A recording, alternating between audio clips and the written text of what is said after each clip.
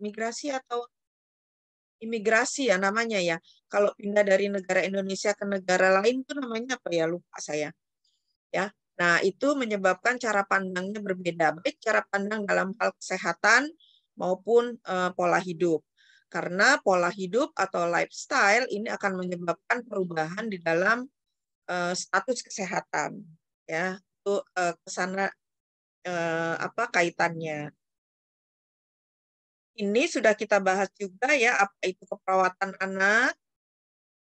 Ya.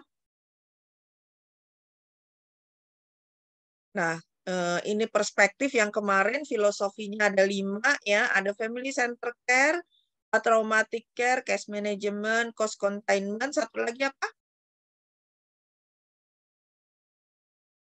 Advokasi. Lupa ya. Baru kemarin, minggu lalu. Ya. Kualitas dari keperawatan anak yang baik. Yang pertama itu sebagai perawat anak itu harus mampu berperan sebagai good observer. Ya, sebagai pengamat yang baik. Walaupun itu hanya sekedar gerakan mata atau lirikan anak, perawat harus mampu memahaminya. Ya, nanti Anda akan ketemu dengan anak ketika di klinik semester depan ya klinik. Yang paling susah itu ketemu anak atau menjalin komunikasi atau trust dengan anak toddler. Ya, tapi ketika anak toddler itu sudah mau melirik kita, itu artinya dia sudah mulai terbuka dan mau membina hubungan saling percaya. Nah, itu perawat harus jeli dalam mengamatinya. Harus mampu berperan sebagai good observer. Ya. Yang kedua, honest and truthful. Jadi harus jujur dan mengatakan apa sebenarnya atau apa kondisi nyatanya. Ya, tidak tidak mengarang atau tidak memberikan informasi yang bias, hanya sekedar menyenangkan anak atau orang tua. Nggak boleh ya sebagai perawat anak. Kemudian memiliki sifat simpatik, ya. Kemudian baik, ya, kind, kemudian sabar dan ceria. Seperti sudah saya katakan bahwa kalau kita tidak siap berbicara dengan anak, jangan pura-pura kita berbicara atau jangan pura-pura kita apa namanya kita pura-pura bahwa ayo sini loh sama suster tuh sedang baik nggak gitu ya. Tapi kalau memang kita tidak siap, jangan membina hubungan saling percaya dengan anak. Kemudian dia harus juga mencintai pekerjaannya yang harus berinteraksi dengan anak ya. Kemudian harus juga interest dengan keluarganya dan mampu untuk menyediakan pendidikan kesehatan baik untuk keluarga maupun untuk anak itu sendiri. Emang bisa Bu anak dilakukan pendidikan kesehatan? Bisa ya dengan bahasa yang dipahami oleh anak. Gitu ya, jangan menggunakan bahasa kita sebagai perawat. Ya.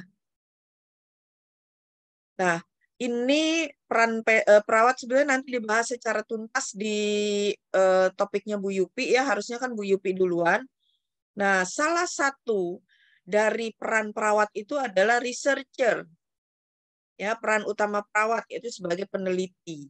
Nah, berkaitan dengan tugas sebagai researcher atau peneliti, maka perawat anak itu juga harus melakukan yang namanya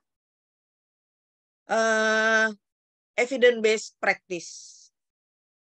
Ya, nih, tugas sebagai researcher mengidentifikasi masalah ya dan membedakan fungsi investigatif ya.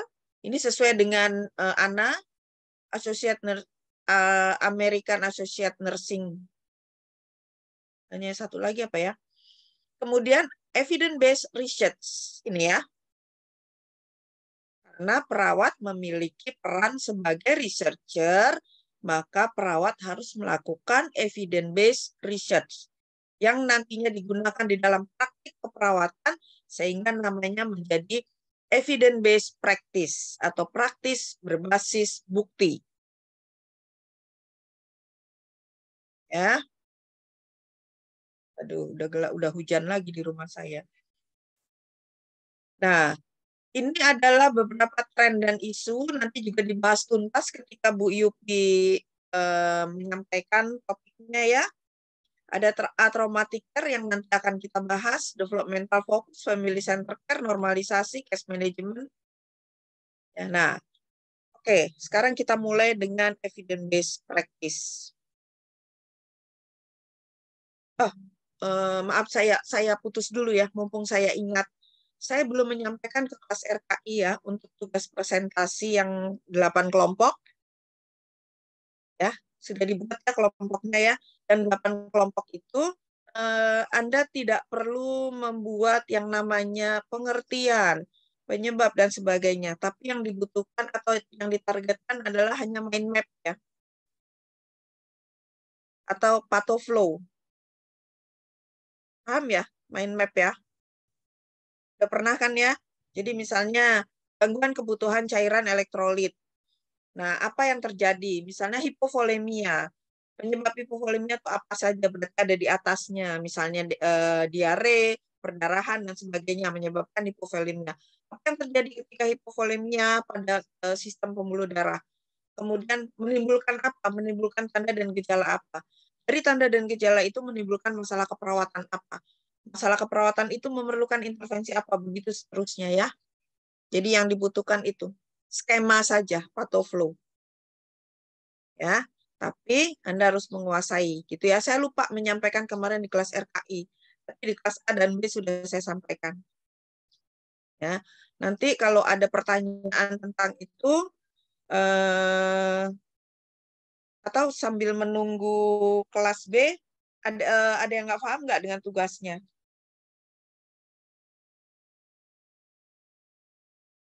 Membuat mind map atau pathoflow sudah paham semua ya? Oke. Ini udah 9.50. Kelas B belum ada yang masuk ya?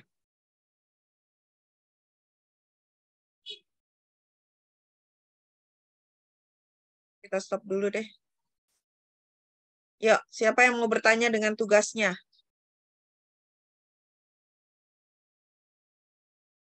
Ini?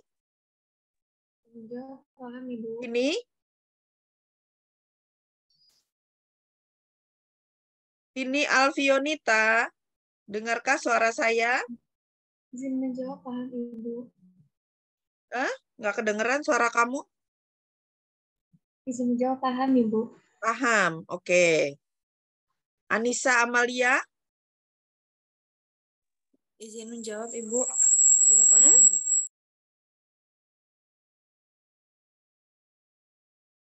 Kenapa posisi kameranya begitu ya, Anissa ya? Kamu mukanya cuma kelihatan jidatnya dari atas. Nah, gitu dong.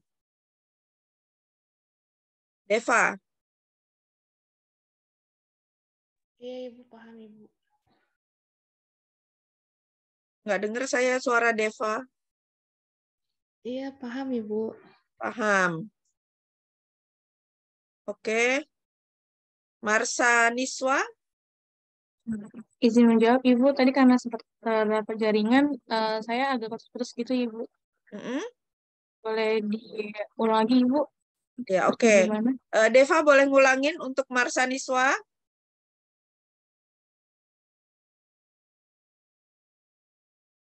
Silakan, Deva. Iya, Ibu. Tadi yang sempat saya catat itu dari kan kita itu presentasiin tentang sebentar, Ibu.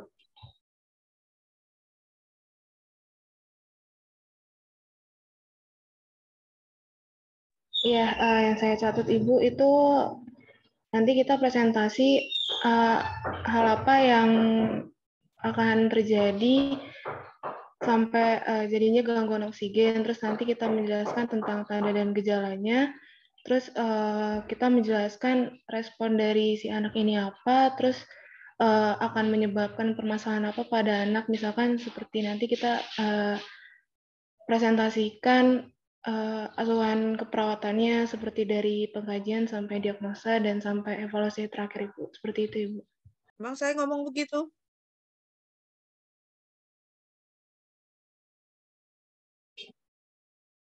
Jadi dari tanda dan gejala itu akan menimbulkan respon apa? Dari respon itu masalah atau diagnosa keperawatannya apa? Dari diagnosa keperawatan itu panah lagi ke bawah, membutuhkan intervensi apa gitu. Ya, nggak melakukan pengkajian, orang kan nggak ada pasiennya. Ngapain melakukan pengajian nggak ada pasiennya? Ya, ini kelas B sudah gabung ya. Kelas B, si pen B siapa? Izin menjawab, Ibu. Saya, Ya. Ibu. Marsanda. Marsanda, berapa temennya yang sudah hadir? Sudah lengkap belum? Baru 37 ya. Kan tadi RKI dengan saya 40, ini ada 77, berarti 37. Kurang berapa, Marsanda? Kurang 2 lagi, Ibu. Oke, kalau nggak apa-apa, kalau kurang 2. Baik, kita lanjut ya. Yang boleh lower hand, yang tadi raise hand. Silakan lower hand.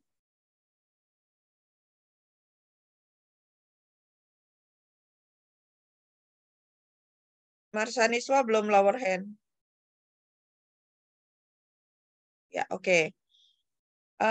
Saya lanjutkan dengan evidence-based practice ya. Nah, apa itu evidence-based practice? Evidence-based practice adalah proses yang sistematis dalam menemukan, menilai, dan menggunakan hasil-hasil riset sebagai dasar untuk praktek klinik. Ya, untuk mengambil keputusan tentang asuhan kepada pasien.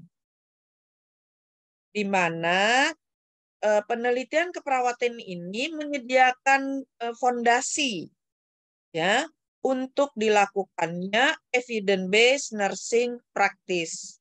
Jadi sebetulnya sudah banyak sekali penelitian keperawatan yang dilakukan.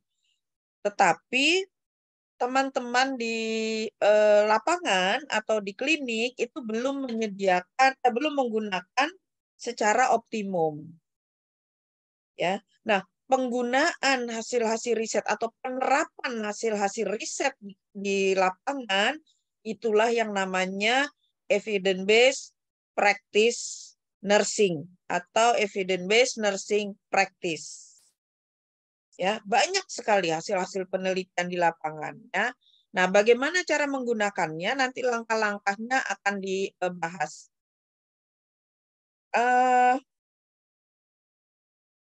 Istilah EBP, ya evidence-based practice, mengimplikasikan atau mengindikasikan adanya integrasi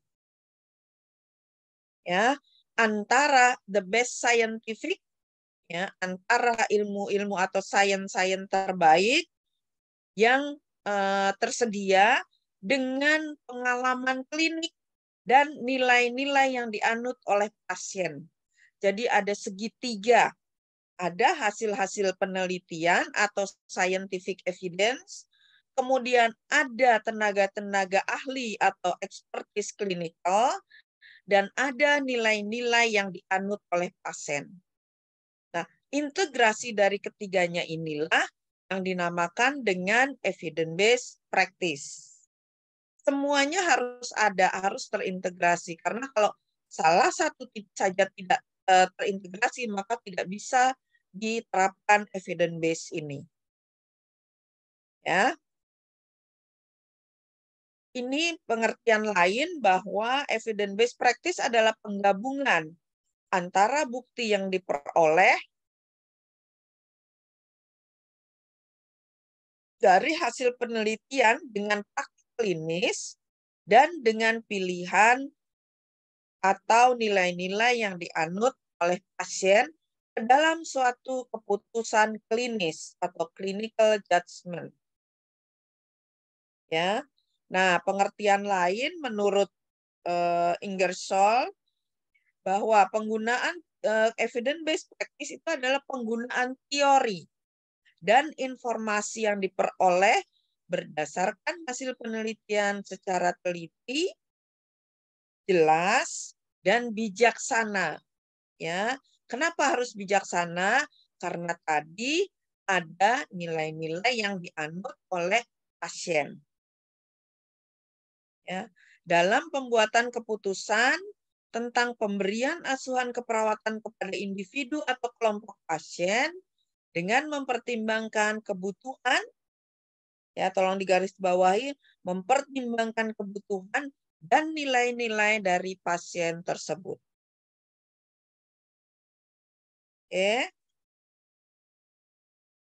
Ini juga masih ada pengertian dari Newhouse dan kawan-kawan.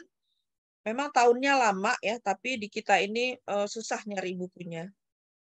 Evidence-based nursing practice adalah perpaduan antara pengetahuan dan pengalaman klinik serta intuisi perawat yang memberikan pendekatan rasional dalam membuat suatu keputusan untuk tercapainya praktik terbaik atau best practice. Ya. Kemudian ini pengertian menurut Greenberg dan Pyle serta Killy.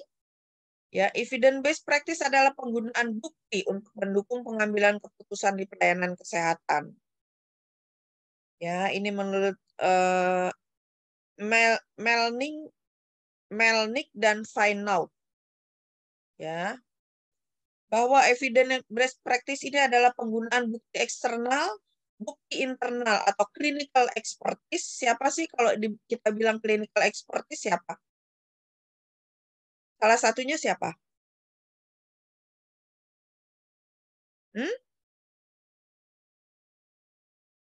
Halo?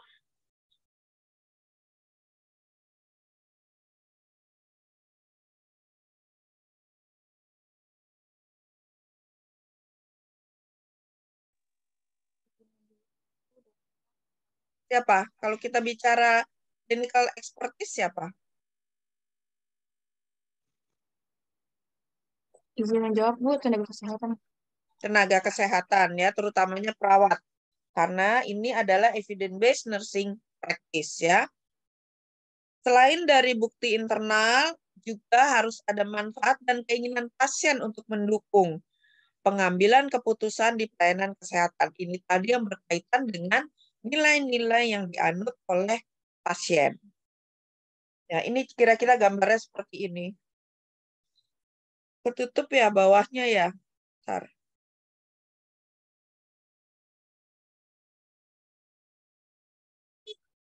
Ini ketutup nih.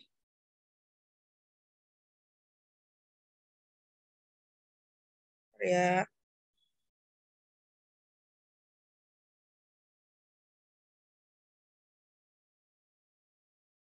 Oh, masih ketutup.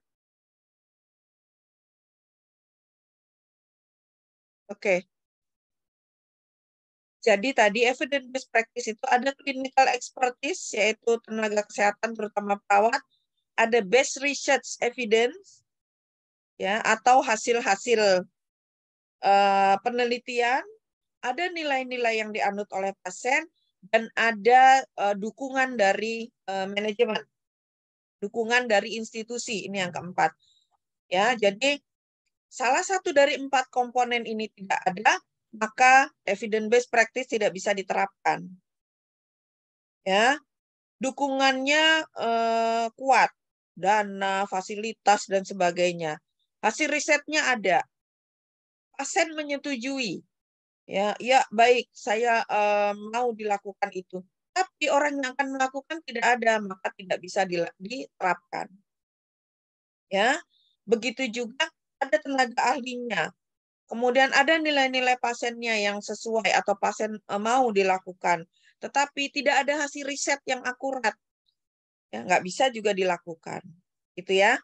Jadi keempat komponen ini harus selalu ada. Ya. Oke. Sekarang ini manfaat dari evidence based practice. Yang pertama adalah sebagai jembatan antara peneliti dan praktik. Ya. Kalau kita lihat di falsafah ya, bahwa penelitian, pendidikan, dan praktek itu merupakan segitiga yang harus selalu sinergi. Jadi evidence based ini merupakan jembatan antara peneliti dengan praktik. Ya. Kemudian manfaat yang kedua adalah mengeliminasi penelitian dengan kualitas penelitian yang buruk. Jadi penelitian yang hasilnya atau kualitasnya tidak bagus, maka otomatis akan tereliminir. Kenapa? Karena di dalam pelaksanaan EBP ada satu tahap yang namanya penilaian bukti-bukti yang otentik. Ya. Kemudian yang ketiga adalah mencegah terjadinya informasi yang overload terkait hasil-hasil penelitian. Kenapa kok mencegah enggak semua hasil penelitian itu, misalnya penelitian tentang bermain sudah ratusan ribu, ya, sehingga bingung ini perawat mau pakai yang mana. Berkaitan dengan adanya EBP, di mana salah satunya adalah menilai bukti-bukti, maka informasi yang overload ini dapat terhindari.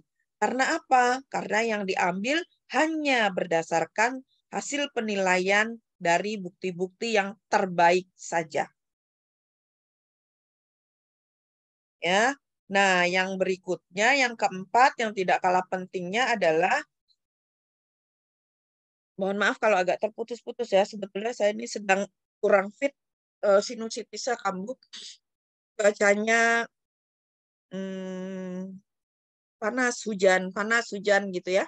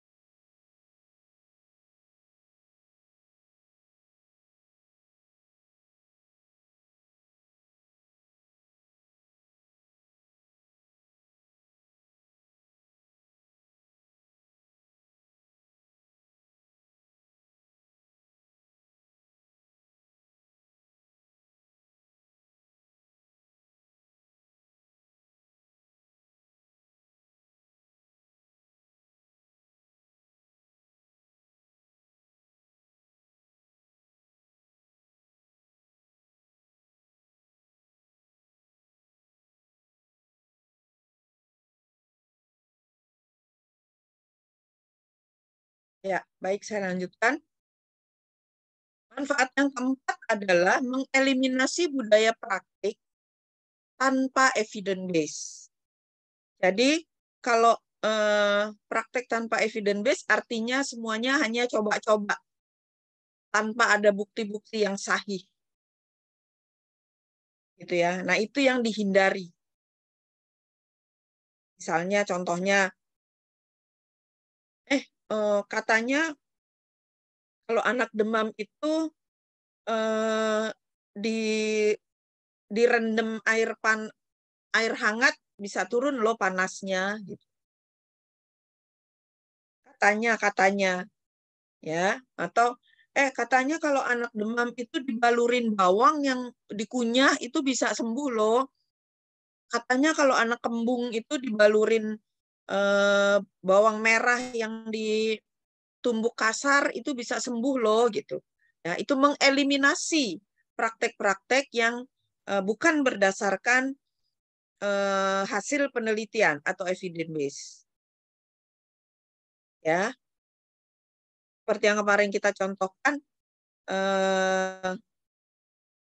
anak bayi baru lahir dikasih jamu. Nah, menghindari hal-hal seperti itu. Ya, mengeliminasi budaya praktis which is not evidence based. Ya, ini manfaat yang keempat. Kalau ada yang ingin bertanya, silakan langsung tunjuk tangan ya. Nah, evidence based practice ini ada faktor internal. Faktor internal itu antara lain adalah budaya, lingkungan, peralatan, staffing, dan standar-standar yang diberlakukan. Sementara itu, ini segitiga yang saya bilang tadi ya, ada practice, ada education, pendidikan, ya. Ada yang berikutnya adalah research. Ya. Nah, segitiga ini harus sinergi. Tadi EBP itu menjembatani antara research dengan praktis. Ya. Nah, sekarang pendidikan gimana? Kan di dalam pendidikan melakukan penelitian. Jadi ini udah jelas ada jembatannya. Tetapi yang saat ini susah adalah antara research dengan praktis. Kalau pendidikan dengan praktis, ini ada jembatannya ya. Anda kan akan praktek nantinya, gitu. Ya. Nah, sehingga dengan adanya EBP, maka itu dijembatani antara praktik dengan penelitian. Jadi nggak penelitian hanya berhubungan sama edukasi saja, atau edukasi hanya berhubungan dengan praktik saja, tidak gitu. Dengan adanya EBP, maka penelitian dengan praktek ini akan berhubungan. Paham ya? Paham sampai di sini? Ditanya paham apa enggak, diam aja. Ditanya siapa yang mau bertanya, tidak ada yang bertanya. Ya, oke. Ada dua faktor, yaitu faktor internal dan faktor eksternal yang mempengaruhi segitiga ini, yang mempengaruhi sinergi dari segitiga ini. Faktor internal antara lain budaya. Ya, kalau budayanya tidak menganut atau tidak membiasakan melakukan penelitian, maka itu tidak akan terjadi.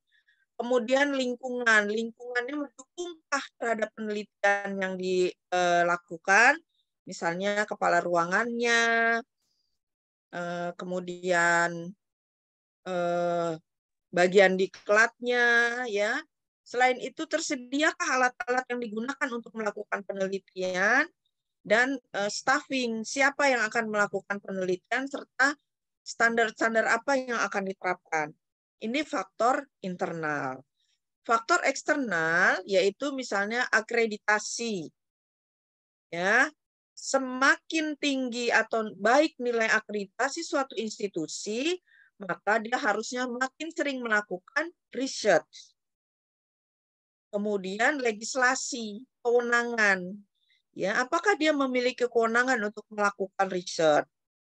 Quality measurement, ya, kualitas penilaian yang digunakan dan regulasi-regulasi atau aturan-aturan yang diterapkan serta standar-standar yang diacu. Ya, kalau eksternal itu standar luar yang diacu, kalau yang internal ada standar juga tapi standar yang digunakan. Gitu ya. Oke. Nah, ini perbedaan antara research dengan non-research. Ini siapa ya?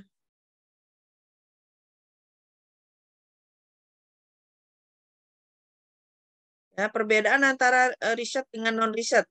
Yang pertama, kalau riset itu selalu eksperimental atau adanya eksperimental itu bukan berarti percobaan ya. Adanya suatu pengumpulan data itu eksperimental ya. Ada kuasi eksperimental, artinya data yang dikumpulkan itu bersifat semu. Ya. Dan ada non-eksperimental yang hanya survei. Ada juga penelitian yang kualitatif, tidak menggunakan angka-angka tetapi dengan wawancara. Ya. Kemudian kalau yang non-research itu clinical practice guideline. Jadi adanya tuntunan atau guideline itu apa bahasa Indonesia? Pedoman. Ya, pedoman yang digunakan. Entah mengacu di mana. Kemudian adanya expert opinion. Jadi kalau ada orang yang dianggap ahli mengemukakan pendapat, itulah yang diterapkan. Itu yang namanya expert opinion. Ya. Kemudian organizational experience. Jadi pengalaman-pengalaman yang sudah dialami oleh suatu organisasi. Itu yang non-research. Kemudian clinical expertise. Jadi tenaga-tenaga ahli yang sudah biasa melakukan itu, walaupun yang dilakukannya tanpa research. Ya. Kemudian consumer preference, jadi permintaan-permintaan atau pandangan-pandangan atau suggesting atau anjuran-anjuran, saran-saran dari konsumen. Ya, itu yang non-research. Oke, sampai di sini ada pertanyaan, silakan.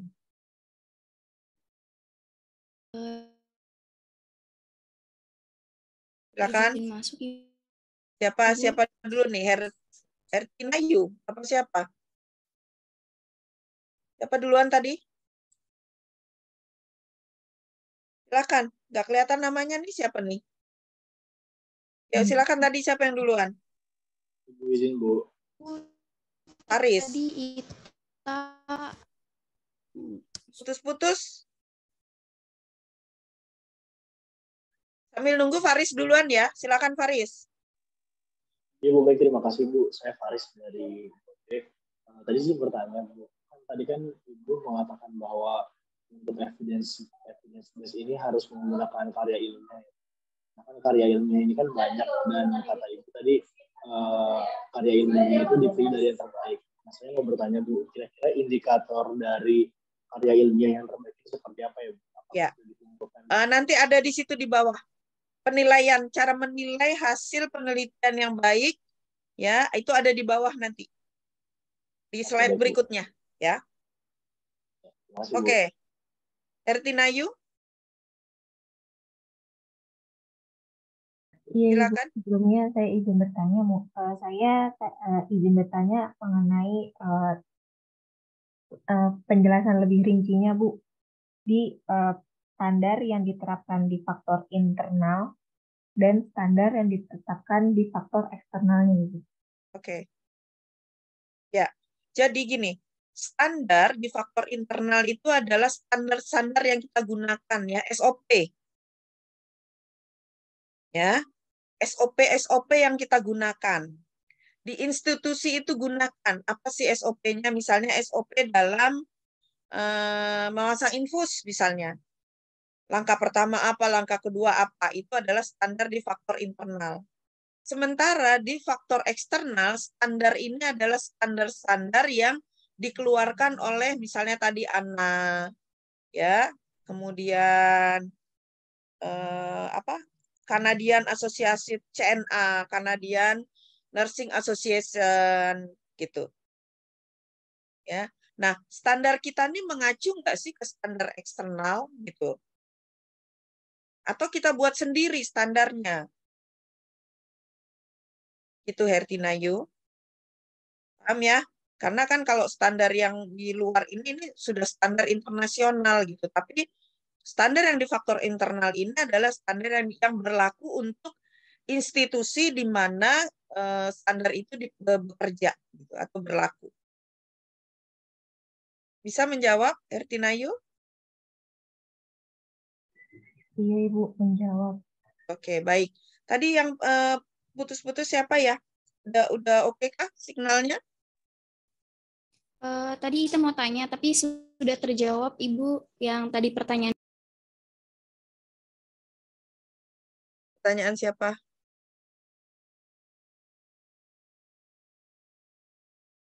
Sudah terjawab. Oke, baik. Masih ada lagi yang mau bertanya? Silakan.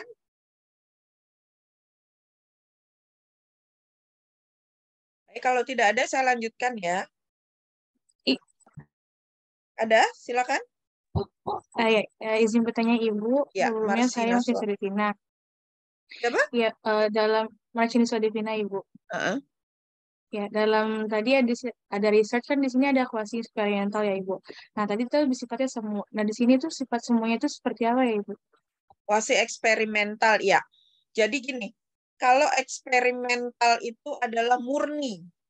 Murni itu artinya semua yang kita ambil datanya bisa dikendalikan. Dikendalikan artinya distandarisasi. Misalnya kita mau meneliti tentang manfaat ketimun dalam menurunkan tekanan darah, gitu ya. Nah, semua yang akan kita kumpulkan datanya di standarisasi yang sama. Ketimunnya, baik dari warna, jenis, kemudian ukuran dalam gram, kemudian kandungan airnya, kemudian ketebalan kulitnya, dan sebagainya. Ya, itu adalah eksperimental murni. Kalau kuasi eksperimental biasanya berkaitan dengan suatu intervensi yang diberikan kepada individu di mana subjek penelitiannya tidak bisa kita kendalikan.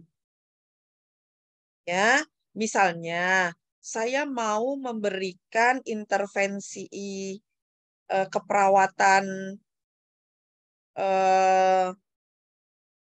memasang infus dengan mengompres es batu dalam menurunkan rasa nyeri, gitu. Ya, nah karena rasa nyeri itu adalah sifatnya subjektif, di mana walaupun sama-sama nyeri ditusuk jarum infus, tetapi menghasilkan skala nyeri yang berbeda pada si A, si B, si C. Kita tidak bisa membedakan, tidak bisa menstandarisasi.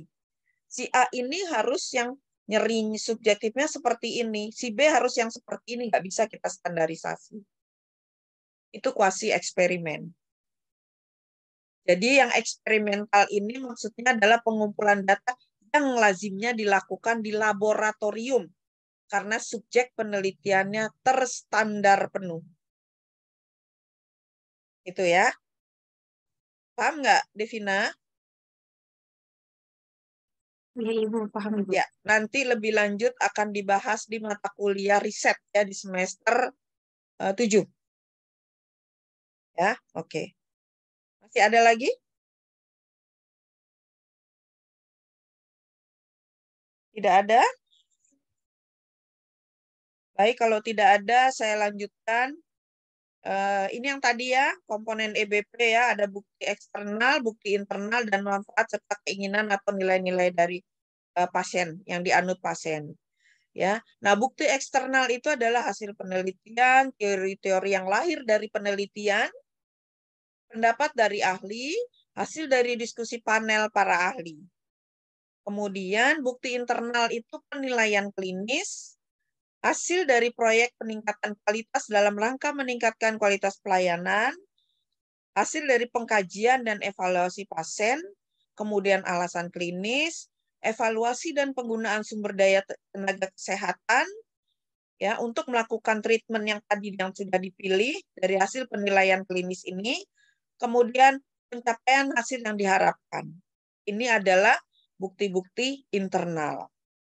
Kemudian manfaatnya memberikan manfaat terbaik untuk kondisi pelayanan saat itu dan meminimalkan pembiayaan bagi pasien. Ini keinginan manfaat bagi pasien ya. Yang utama adalah meningkatkan kondisi pasien untuk yang terbaik dan meminimalkan pembiayaan. Seperti sudah kita bahas di paradigma keperawatan atau di filosofi, yang salah satunya adalah cost containment. Ya, yaitu meminimalisir pembiayaan perawatan. Oke.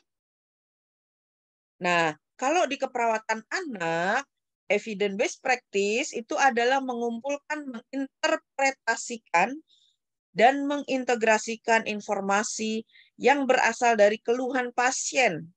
Ya, keluhan pasien di sini bisa anak dan keluarga, kemudian hasil observasi perawat dan hasil penelitian yang valid, penting dan dapat diaplikasikan di area keperawatan anak. Ini menurut Simpson 2004 dalam Hockenberry and Wilson 2012. Jadi kalau Anda baca buku Hockenberry and Wilson, Pediatric Nursing, ini ada tentang evidence-based practice. Ya, nanti dicari bukunya di perpustakaan, ya silakan dibaca. Ini langkah-langkahnya. Ada 7 langkah. Tapi ada langkah ke-0. Ya. Menumbuhkan semangat penyelidikan inquiry, mengajukan pertanyaan dengan PICO atau PICOT, Mencari bukti terbaik, ini nanti yang pertanyaannya Faris tadi. Melakukan penilaian atau appraisal, ya. 2 dan 3 ini adalah pertanyaannya Faris tadi. Kemudian mengintegrasikan bukti dengan keahlian klinis dan evaluasi serta penyebar luasan hasil. Ya. Nanti di mata kuliah EBN Anda akan diberikan secara detail semua langkah-langkah ini oleh masing-masing dosen, ya. Ini langkah ke-0, ya. Mengajak semua petugas memasukkan EBP dalam visi misi, adanya mentor, kemudian adanya infrastruktur yang menunjang, dukungan administrasi, kemudian secara teratur mengenali atau mengidentifikasi individu dan kelompok, ya. Ini PIKO atau PIKOT, P-nya adalah populasi, I-nya adalah intervensi atau isu-isu yang interest. Misalnya tadi, apakah benar mengompres dengan es batu pada area yang akan ditusuk jarum infus menyebabkan berkurangnya skala nyeri atau menurunnya skala nyeri. Ya, itu intervensi yang menjadi interest. Kemudian ada intervensi pembanding.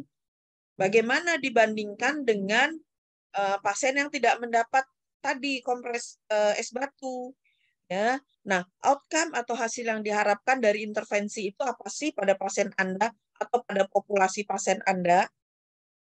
Ya, kemudian kapan waktunya ini diterapkan? Akan diterapkan, yaitu time PIKO atau PIKOT. Boleh hanya PIKO, lebih bagus kalau dia PIKOT. Ya. Ini langkah mencari mengumpulkan bukti, yaitu mencari hasil-hasil penelitian. Ya, bisa dengan database PubMed, Sinal, Ovid Medline, National Guideline Clearinghouse dan sebagainya, Cochrane, ya. Ini adalah database hasil penelitian. Kemudian, nah ini, ya, bagaimana sih menilai bahwa bukti-bukti itu layak gitu, pertanyaan Faris tadi. Ya, ini yang harus dijawab. Ya, Faris, ya, apakah hasil penelitian tersebut valid? Ya, dengan cara apa? Metodologinya. Ya. Kemudian apakah hasil dari penelitian tersebut reliable? Dilihat intervensinya bekerja dengan baik atau tidak. Kemudian sebesar apa efek dari intervensi tersebut? Misalnya tadi, contohnya, pada pasien yang akan dipasang infus dikompres es batu. Sementara pasien yang tidak dikompres es batu, skala nyerinya ketika dipasang infus, itu misalnya skala nyerinya nyeri berat. Tapi yang dipasang infus adalah yang dikompres es batu menjadi nyeri ringan. Gitu. Nah, perbedaan nyeri ini apakah signifikan secara statistik? Ya, berapa p-value-nya? Itu adalah reliable. Kemudian, apakah hasil penelitian tersebut akan membantu dalam melakukan perawatan untuk pasien saya? Ya, ini adalah pertanyaan-pertanyaan yang harus dijawab supaya kita tahu apakah penelitian-penelitian tadi valid atau tidak. Ya, atau penelitian bukti-bukti tadi baik atau tidak, gitu pertanyaannya Faris, ya. Nah, ini yang langkah keempat, ya. Bentar, saya cek dulu.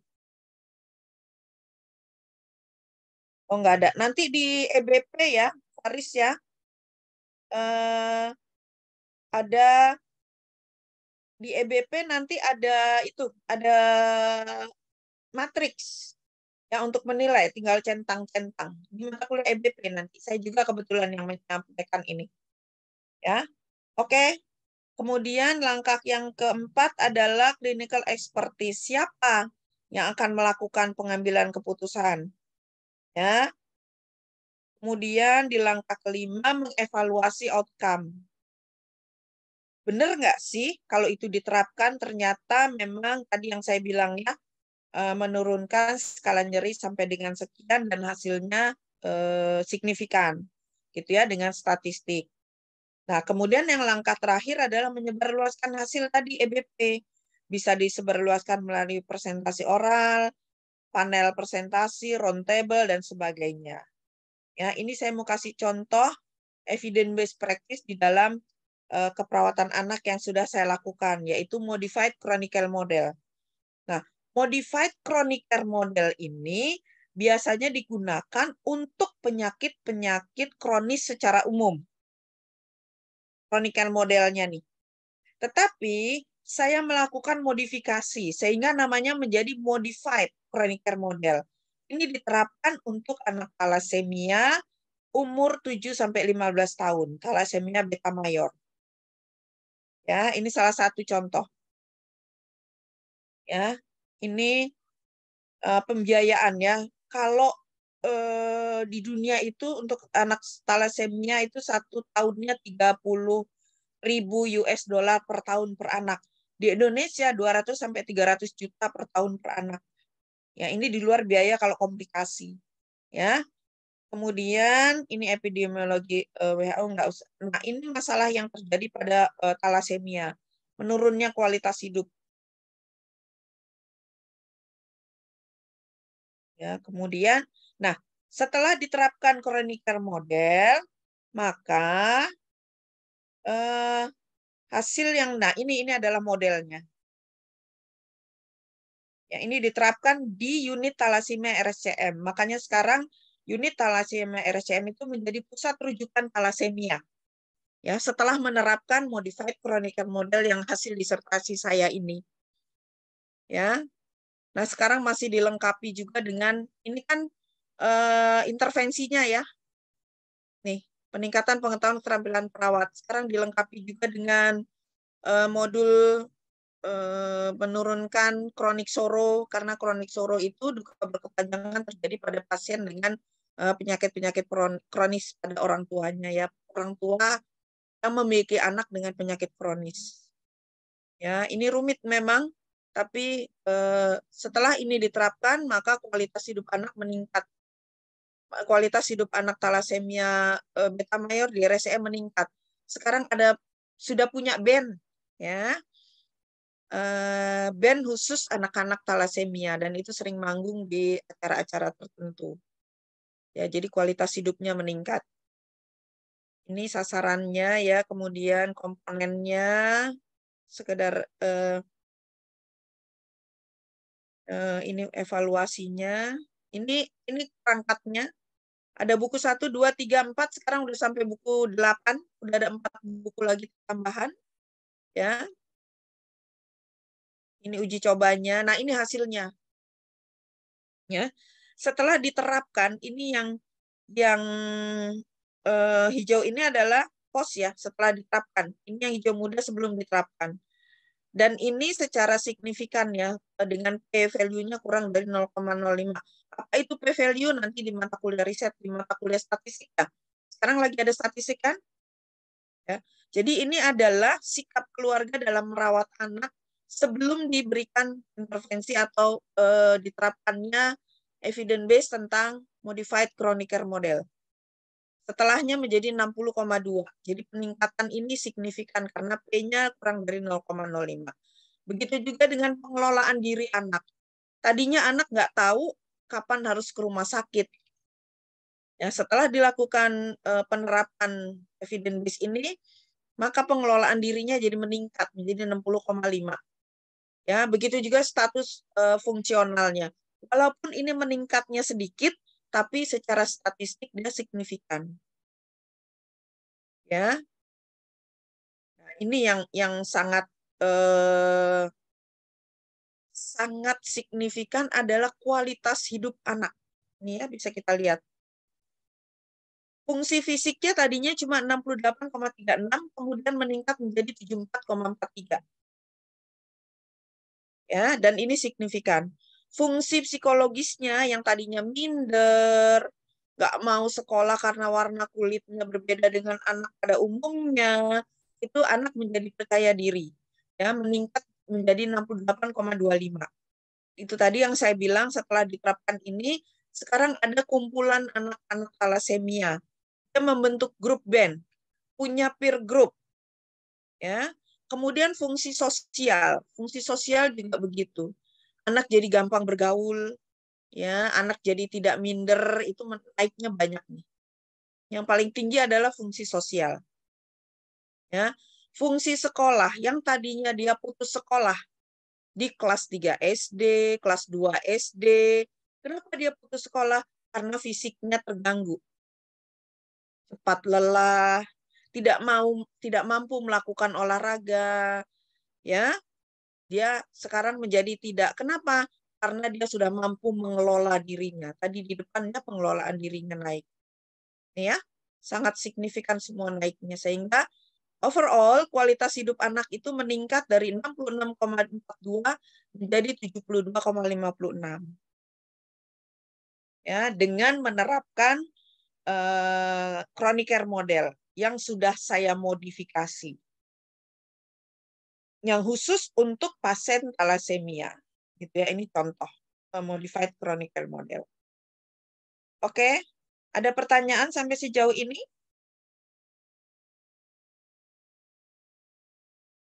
Silakan.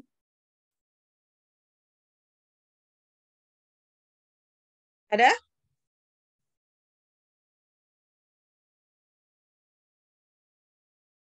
Tidak ada? Untuk evidence base? Yuk, silakan. Nanti evidence based practice ini akan digunakan ya pada saat Anda profesi. Jadi tolong difahami.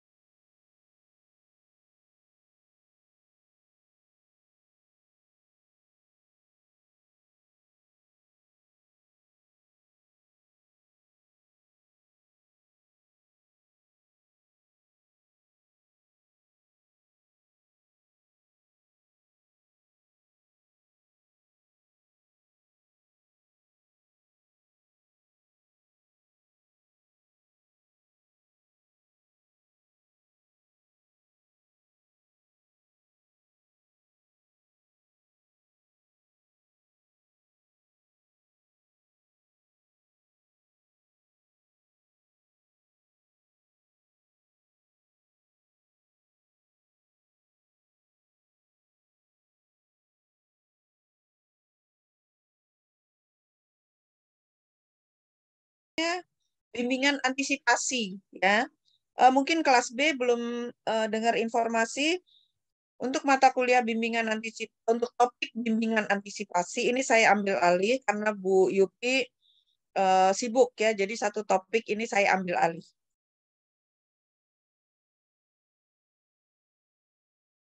Oke.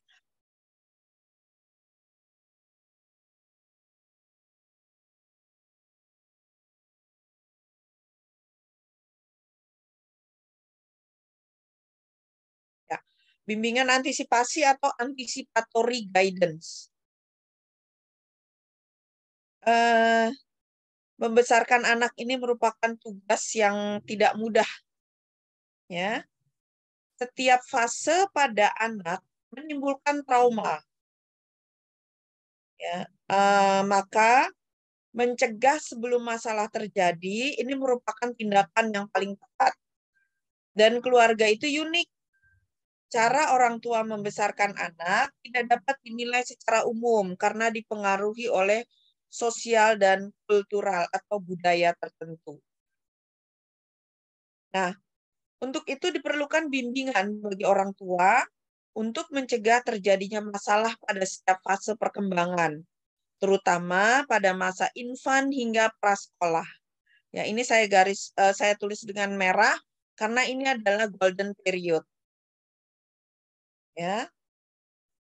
Sampai dengan usia prasekolah ini golden period. Jadi kalau di periode ini anak mengalami trauma yang tidak terselesaikan, maka perkembangan berikutnya akan terganggu.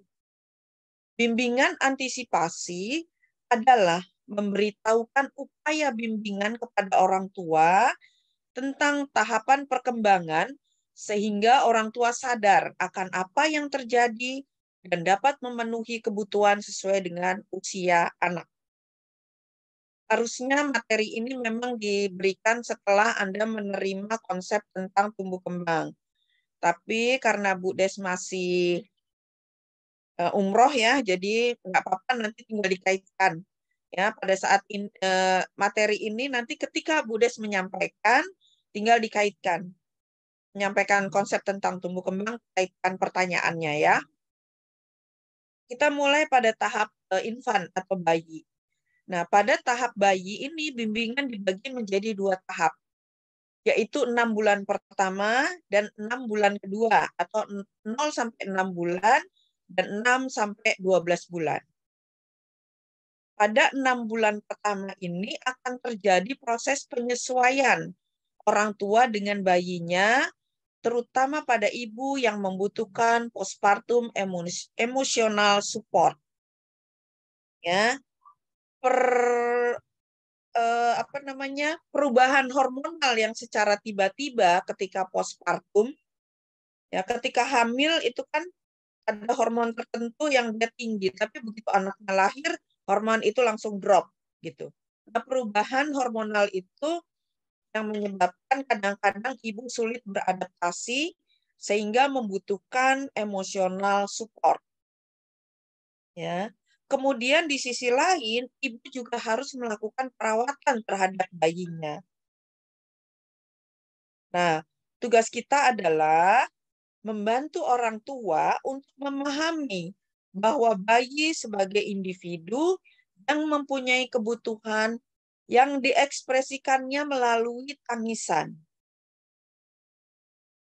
Ya, lapar nangis, basah nangis, kedinginan nangis, haus nangis, ya, sakit juga nangis gitu. Jadi kasih tahu ibunya bahwa bayi itu bisanya cuma nangis, tapi ibu yang harus paham ini nangisnya karena apa. Ya, jangan sampai kejadian orang tua membuang bayi hanya karena bayinya rewel nangis terus. Ya, atau orang tua mencekik bayinya karena bayinya nangis terus. Ya, jangan sampai ini terjadi. Makanya perawat harus memberikan bimbingan antisipasi. Bu, nanti anaknya itu akan nangis terus. Kenapa? Karena anak hanya bisa nangis, nggak bisa ngomong. Kalau dia lapar, dia nangis. Kalau perutnya nggak nyaman, kembung, dia nangis. Kalau popoknya basah, kita nggak tahu, dia nangis. Gitu ya. Jadi harus dikasih tahu ibunya. Nah, informasikan juga kepada ibu bahwa bayi umur 4-6 bulan ini nggak akan manja kalau dikasih perhatian. Ada orang-orang dulu mengatakan, udah jangan digendong terus, nanti bau tangan. Gitu ya. Sebetulnya itu nggak terjadi. Jadi, kalau ibu memberikan perhatian penuh, anak ini nggak akan manja. Justru anak ini akan menjadi happy. Ya. Anak ini akan selalu bahagia. Itu yang harus diinformasikan kepada ibunya. Ajarkan juga ibu bagaimana membuat jadwal kebutuhan bayi terhadap stimulasi lingkungan. Ya, jangan sampai stimulasi ini mengganggu kebutuhan dasar bayi yang lain. Misalnya sudah waktunya tidur, tapi ada tantenya datang ngajak main, ya jangan sampai itu terjadi. Ya, kemudian lihat pertumbuhan dan perkembangan bayi dengan rasa sayang dan persahabatan. Ya, kalau anak itu ngoceh-ngoceh, tersenyum, responlah senyumnya. Ya, balaslah ocehannya ya dengan mengajak komunikasi. Artinya kalau bayi itu ngoceh, dia sedang mencoba untuk berkomunikasi. Selain dari nangis yang tadi, yang bayi 0 sampai 3 bulan tadi. Ya. Kemudian informasikan bahwa bayi itu membutuhkan rasa aman. Gimana rasa aman itu terpenuhi? Misalnya tadi ketika dia nangis, maka orang dewasa di sekitarnya segera merespon. Itulah pemenuhan rasa aman. Karena kan orang dewasa tidak tahu nangisnya ini karena apa. Ya, jadi itulah cara orang dewasa dalam memenuhi rasa aman bayi, yaitu dengan merespon tangisan bayi. Ketika bayi nangis, periksa apakah dia basah. Kalau dia tidak basah, apakah sudah jamnya dia minum ASI? Berarti dia lapar. Kalau tidak juga, periksa perutnya, apakah dia kembung? Ya, pasti kalau bayi itu nangis, maka akan ada sesuatu yang dicoba diinformasikan kepada orang dewasa di sekitarnya. Ya. Nah, pada usia 4-6 bulan ini juga edukasi ibu untuk persiapan MPASI, makanan pendamping ASI. Ingat ya, MPASI, pendamping ASI, bukan pengganti ASI ya, MPASI itu. Tapi pendamping. Ya. Nah, setelah 6 bulan berlalu, maka di 6 bulan kedua, siapkan orang tua terhadap stranger anxiety. Apa itu stranger anxiety? Adalah kecemasan terhadap orang lain. Bayi mulai takut terhadap orang di luar ibunya. Ya, itu stranger anxiety. Ini gimana sih kok anak saya makin gede malah makin penakut? Biasanya orang tuanya gitu yang nggak ngerti. Ya. Padahal stranger anxiety ini muncul secara alamiah, justru bagus. Artinya apa? Bayi sudah punya self-awareness. Ini siapa ya? Kok baunya bukan bau ibu saya? Kok mukanya bukan muka ibu saya? Gitu. Jadi, stranger anxiety ini sebetulnya suatu kemajuan dalam perkembangan anak. Ya, bukan suatu kemunduran. Nah, ajarkan ibu atau informasikan ibu untuk menghindarkan perpisahan dengan anak dalam waktu terlalu lama. Tapi ini menjadi dilema buat ibu-ibu bekerja. Ya, biasanya ada tugas luar yang harus 3 hari, ya, atau lembur di kantor, ya. Selama ada pengganti orang tua atau pengganti ibu, maka informasikan saja ke anaknya. Misalnya hari ini harusnya lembur. Sebelum berangkat kerja, sampaikan ke anak. Nah, nanti mama pulangnya malam ya, jam sekian. Karena mama harus lembur. Kamu di rumah baik-baik ya sama Mbak. Nanti juga papa datang sebelum mama datang. Jadi kamu di rumah nanti jam sekian akan bersama papa dan Mbak. Ya, atau nanti tante ini datang gitu ya. Informasikan. Jangan menganggap bahwa anak umur 6 bulan belum ngerti kita ajak ngomong. Itu sudah paham. Ya, gitu ya. Kemudian ajarkan ibu atau informasikan ibu juga untuk memberi perhatian jika bayi menunjukkan perilaku yang baik dibandingkan jika bayi menangis. Ini untuk mencegah tantrum. Ketika nanti dia berusia 1 tahun ke atas. Ketika dia berusia toddler. Ya, kalau bayinya tenang, ngoceh-ngoceh, kemudian senyum-senyum, itu justru harus direspon, harus diperhatikan. Dibandingkan kalau bayi nggak jelas, marah-marah, nangis, dan sebagainya. Nah, itu harus disampaikan dengan datar. Ya, diingatkan apa yang kamu rasakan. Ya, artinya apa? Ibu itu tetap harus berkomunikasi. Pada usia 6 bulan kedua, mobilitas bayi juga meningkat. Seiring dengan keterampilan motorik dan rasa ingin tahu bayi yang meningkat. Disinilah pentingnya pencegahan kecelakaan. Biasanya usia 6 bulan ini anak sudah mulai belajar duduk ya, duduk, merangkak gitu. Ya. Jadi pengawasannya tidak boleh di luar pengawasan orang dewasa. Orang dewasa matanya tuh harus selalu ke anak, mengantisipasi terjadinya kecelakaan dan mencegah. Ini tadi bila meninggalkan bayi, cari pengganti yang tepat. Hati-hati dengan pengganti atau pengasuh, ya, karena sekarang ini justru pengasuhnya lah yang mendalangi penculikan anak. Ya, ini harus hati-hati. Dan mulai kesiapan untuk penyapihan. Ya, karena nanti di usia 2 tahun itu sudah mulai harus disapih. Nah, resiko-resiko kecelakaan yang mungkin terjadi pada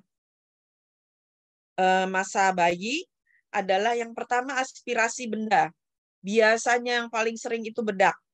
Makanya secara kesehatan sekarang bedak sudah tidak boleh lagi dipakai untuk bayi. Ya, nggak boleh pakai bedak, baik itu mukanya, baik itu badannya, apapun tidak boleh. Ya, kemudian kancing baju yang lepas. Ya, karena anak ini di usia 1 tahun adalah fase oral, jadi semuanya berkaitan dengan mulut.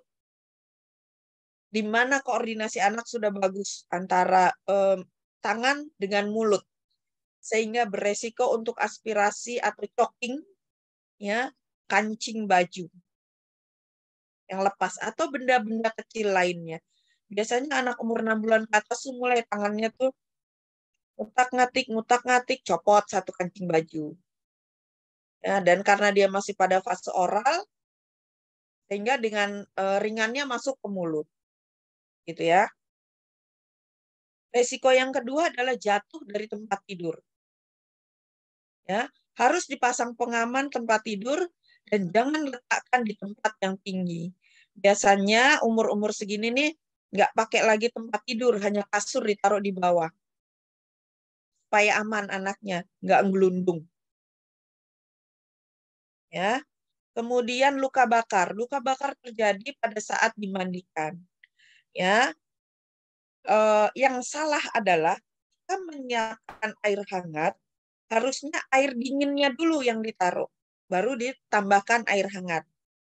Bu, ntar nggak tahu dong Bu seberapa hangatnya, ntar kedinginan. Dikira-kira 1:2.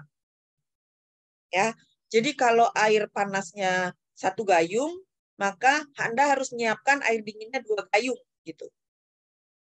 Kalaupun misalnya Anda belum sempat untuk mengecek suhu yang pas, anak itu tiba-tiba merangkak mendekati air mandi, itu tidak terlalu panas.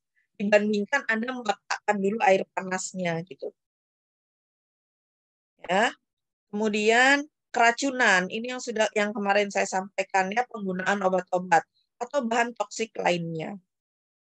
Ya, saya pernah naik taksi online, supir taksinya cerita, aduh Bu, saya ini lemes, barusan nganter satu keluarga ke IGD karena anaknya minum karbol.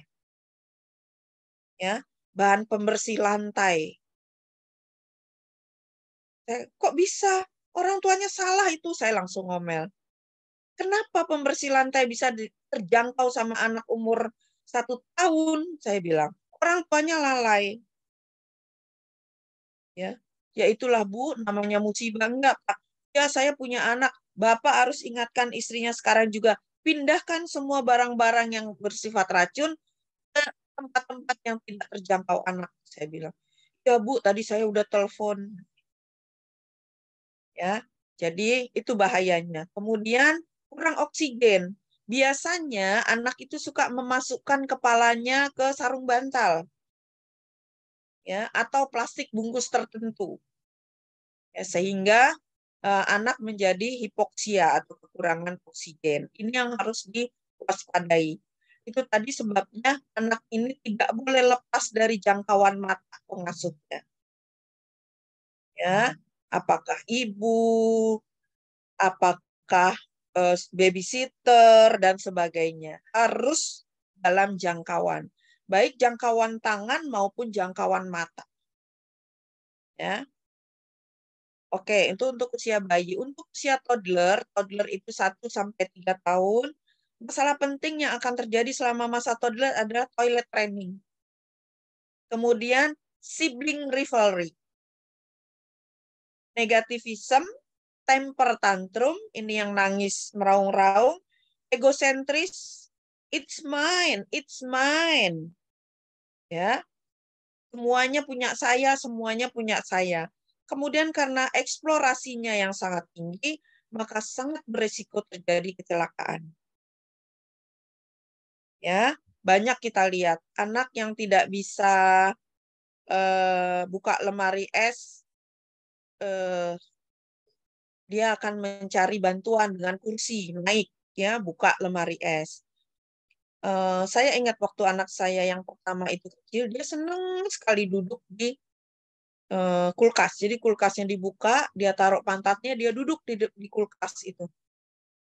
Ya nggak tahu kenapa. Ya kan bahayanya apa? Kalau berat ke depan, kulkas kan bisa rubuh, gitu ya. Nah, kalau kulkas rubuh, dia ketiban, gitu. Itu bahayanya. Akhirnya supaya dia tidak bisa membuka kulkas, saya ganti kulkasnya dengan yang besar. Yang bukaannya di atas. Ya, bukaannya di atas dia nggak sampai, tapi dia banyak akal. Dia tarik dulu kursi, dia buka dikit, dia tahan, dikulain kursinya, dia duduk lagi di kulkas gitu setelah pintu kulkas kebuka. Ya, akhirnya apa yang saya lakukan? Saya ikat kulkasnya, saya paku tembok itu beberapa banyak, kemudian saya ikatkan ke tembok, paku di tembok, supaya menghindari dia rubuh ke depan. Ya, itulah anak toddler.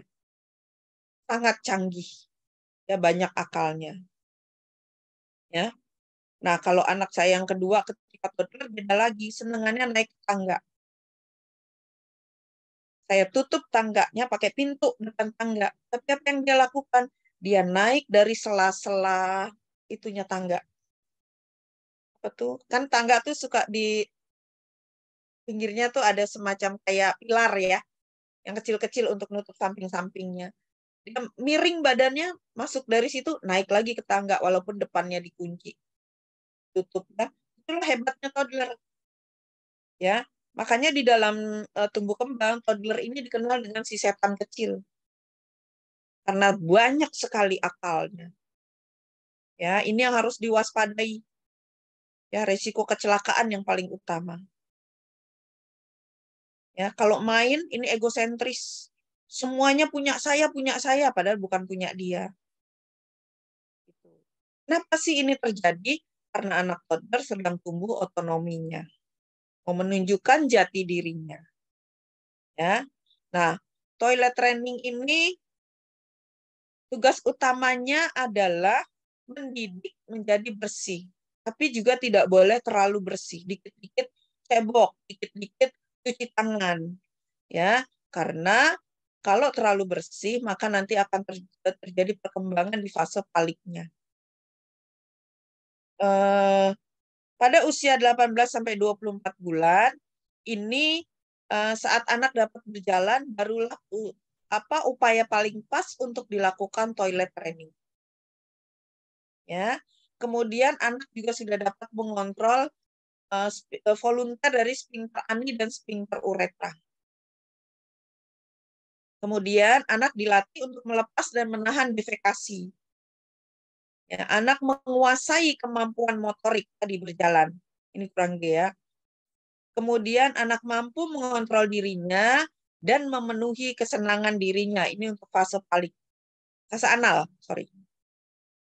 Ya, dan mampu mengkomunikasikan pada ibu. Dia sudah bilang, aku mau pipis, aku mau Nah, itu pas dilakukan toilet training.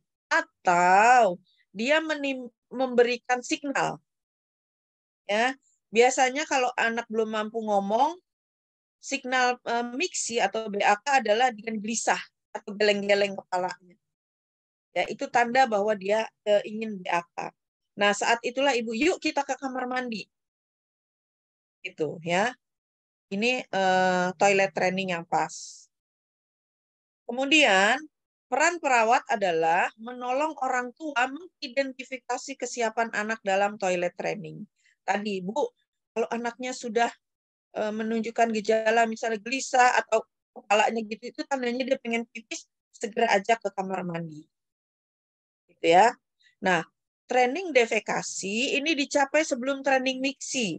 Jadi, training BAB dulu, baru bisa mengontrol miksinya. Ya, kenapa? Karena defekasi ini merupakan keadaan reguler dan dapat diduga. Ya, misalnya anak sudah menunjukkan muka yang muka yang sangat aneh. Nah, itu berarti anak lagi ngeden. Segera bawa ke kamar mandi. Mau ya, bawa ke toilet. Gitu ya. Kemudian defekasi ini merupakan sensasi besar sehingga bisa menimbulkan perhatian anak. Ya, jadi udah tahu dia, oh rasanya sakit perut, mau gitu. Sementara training miksi ini tidak akan sempurna hingga usia 4-5 tahun. Artinya usia 4-5 tahun anak masih wajar kalau dia ngompol ya. Atau saat tidur malam ngompol atau saat bermain. Karena permainan lebih menarik perhatian anak dibandingkan dengan signal untuk miksi. Ya, kadang-kadang sudah sangat kebelet baru bilang, aduh kebelet pipis, ataunya udah belum sempat ke kamar mandi sudah keluar. Kenapa? Karena bermain ini lebih menyita perhatian anak dibandingkan adanya dorongan miksi gitu. Ya, ini toilet training. Nah, ini ada beberapa faktor yang mempengaruhi kesiapan anak dan orang tua untuk toilet training. Ya, yang pertama adalah kesiapan anak. Kesiapan anak ditinjau dari saraf volunter, dari apa nih ya? Fungsi volunter ani dan uretra. Ya, terjadi pada usia 18 sampai 24 bulan. Ini sphincter ani ya maksudnya ya, anus. Kemudian kemampuan motorik lebih sempurna, seperti anak sudah bisa berjalan, sudah bisa jongkok maupun membuka baju. Ya, ini adalah tanda-tanda atau indikator-indikator kesiapan anak untuk melakukan secara fisik ya, melakukan toilet training. Kemudian kesiapan secara mental, adanya dia mengenali adanya dorongan miksi dan defekasi. Kemampuan berkomunikasi baik verbal maupun non-verbal. Tadi ya dengan menunjukkan sinyal geleng-geleng gedek-gedek gitu. Oh, ini berarti mau pipis. Ya. Kemudian kemampuan meniru dengan tingkah laku yang tepat. Contohnya, ya, ayah pada anak laki-laki ini merupakan motivasi yang kuat. Jadi ayahnya harusnya memang lebih sering mengajarkan begini loh cara buang miksi pada anak laki-laki. Itu ya, biasanya ayah itu adalah tokoh yang paling hebat bagi anak laki-lakinya. Ya, tapi ayah juga cinta pertama bagi anak perempuannya. Ya. Kalau bagi anak laki-laki ayah nih pahlawan. Yang berikutnya kesiapan psikososial. Ya, sudah ada keinginan untuk menyenangkan orang tua. Misalnya kalau saya udah bisa kencing di kamar mandi atau di kamar mandi, pasti nanti mama papa senang. Karena saya nggak ngompol lagi. Gitu ya. Kemudian mampu tidak turun atau jongkok di atas toilet selama 5-10 menit tanpa menangis. Ya. Nah, untuk toilet training ini ada yang susah, ada yang gampang. Tergantung dari kondisi anak. Yang berikutnya adalah itu tadi dari kesiapan anak ya. Sekarang kesiapan orang tua untuk toilet training. Orang tua mengakui kesiapan anak. Artinya mengakui ini, orang tua sudah lihat loh, ada tanda-tanda yang tadi. Ada tanda-tanda yang fisik, mental, dan psikososial. Orang tua artinya melihat itu. Sehingga orang tua siap untuk melatih toilet training. Nah, anaknya tuh udah siap untuk toilet training, tapi orang tuanya males. Gak akan terjadi tuh. Udah repot pakein pepes saja daripada bolak-balik nanti ke kamar mandi, daripada nanti nggak keburu dia ngompol, harus ngepel, harus ini. Udah pakein aja diapers. Nah, itu artinya orang tuanya tidak siap. Ya, sebagai orang tua juga harus siap untuk melakukan toilet training. Ya, mengakui kesiapan anak itu yang paling utama. Artinya mengenali 3 indikator tadi. Kemudian tidak ada masalah dalam keluarga yang dapat mengganggu kesiapan anak untuk belajar dan kesiapan orang tua seperti tidak adanya perceraian atau mendapat adik baru ya. Itu sebabnya kenapa punya anak itu idealnya jaraknya 2 sampai 3 tahun. Sehingga ketika kita melatih toilet training, ibu ini nggak disibukkan dengan adik baru. Ya. Anaknya udah punya nih indikator ini, tapi ibunya sibuk sama bayinya yang baru lahir. Kasihan, akhirnya nih terlambat toilet trainingnya. Itu ya. Kemudian ibunya dapat meluangkan waktu. Ibunya nggak males. Ya. Ada signal di anak, kemudian ibunya bawa ke kamar mandi. Sehingga selanjutnya anak akan tahu, oh kalau tanda gini, saya harus ke kamar mandi. Gitu. Ya. Oke, sebentar ya.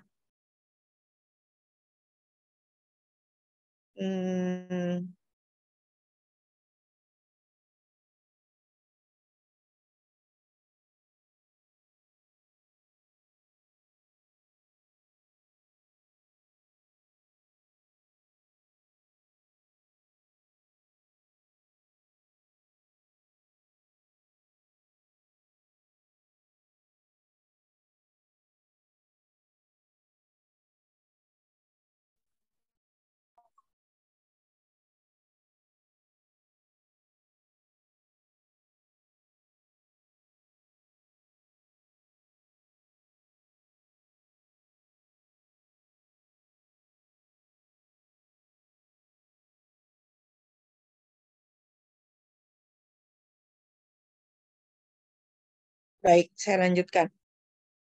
Masalah yang kedua adalah, tadi masalah utama pada toddler adalah toilet training. Masalah yang kedua adalah sibling rivalry. Ini juga harus diantisipasi kepada ibu, pada orang tua ya. Adanya adik baru. Ya, adik baru ini menyebabkan krisis situasi pada keluarga dengan anak usia toddler sebagai anak pertama. Sebetulnya bukan benci atau marah kepada adik bayi, tapi lebih ke arah persaingan untuk mendapatkan perhatian. Ya, bukannya dia nggak suka punya adik, dia suka banget punya adik. Tapi si toddler ini merasa dengan adanya adik, dengan lahirnya adik, perhatian mama sama papa ke saya menjadi berkurang. Jadi dia merasa bersaing untuk mendapatkan perhatian orang tuanya. Nah, gimana caranya untuk mencegah hal ini? Yaitu harus dipersiapkan anaknya dengan cara memberikan ide atau gambaran yang realistik kenapa bayi atau adik baru datang. Ya, misalnya kamu nanti akan hadir, akan punya teman baru. Ini justru pernyataan yang keliru. Karena buat anak teman itu bukan keluarga, bukan saudara. Ya, jadi lebih tepat disampaikan nanti adik kamu akan hadir. Kamu harus menyayangi adik kamu pun akan menyayangi kamu. Gitu. Jadi bukan nanti adik baru lahir dan kamu akan punya teman baru, bukan gitu. Ya. Kemudian jelaskan adanya kegiatan yang dapat menyita waktu bila bayi baru datang. Nah, misalnya karena adik bayi belum bisa apa-apa, cuma bisa nangis, jadi nanti mama akan banyak membantu adik bayi. Selama mama membantu adik bayi, kamu bisa main sama papa atau kamu bisa main sama mbak. Setelah mama selesai membantu adik bayi, maka kamu akan main lagi sama mama, gitu. Ya, jadi tetap harus dijelaskan. Kemudian kendalikan tempat tidur baru bagi toddler. Ya, karena apa? Anak akan semakin terasa diasingkan. Ya, tapi sebaiknya memang sebelum punya adik, anak ini sudah terpisah tidurnya. Setelah dia punya adik, baru dia akan paham gitu ya, kalaupun dia tidur terpisah. Karena selama ini sebelum punya adik pun terpisah. Ya, nah kita di Indonesia kan suka kasihan, belum 1 tahun udah tidur sendiri gitu ya. Padahal yang paling tepat tidur terpisah itu adalah usia 6 bulan ke atas. Jadi orang tua itu hanya memberikan ASI, saat memberikan ASI dia bersama dengan anak 6 bulan ke atas. Ternyata pola asuh yang seperti ini justru semakin membuat anak makin mandiri dalam segala hal. Ya, kalau kita di Indonesia budayanya kan pokoknya bayi itu dikepokin gitu. Ya. Kemudian yang berikutnya yang harus disampaikan adalah atau dipersiapkan adalah bayi wah ini habis nih baterainya sebentar.